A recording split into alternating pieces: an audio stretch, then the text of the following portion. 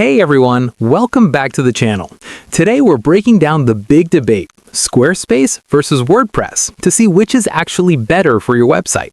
Since we do a lot of software and tech tutorials here, we are going to start with WordPress because it is the industry standard for flexibility and control.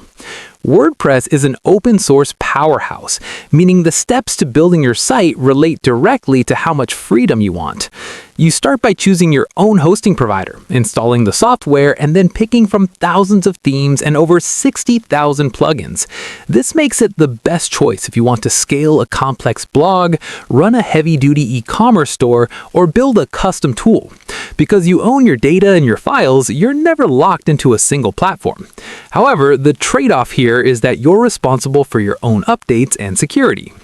On the other side, we have Squarespace, which relates to a much more all-in-one philosophy.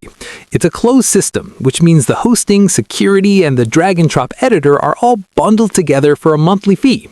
It's absolutely better for beginners or creative professionals who want a stunning, high-end portfolio without touching a single line of code or worrying about back-end maintenance.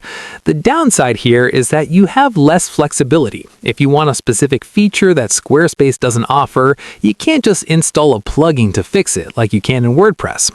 When comparing the two, it really comes down to your technical comfort and your long-term goals.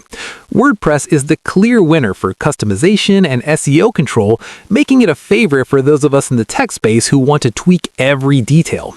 Squarespace wins on ease of use and design speed, making it the go-to for someone who just wants to get a beautiful site live today. Both are excellent tools, but they relate to very different types of users. That's the breakdown. If this quick comparison helped you decide which platform to use for your next project, please hit that like button and subscribe for more straight-to-the-point tech tutorials. Drop a comment below letting me know which one you chose and why, and I will see you in the next video.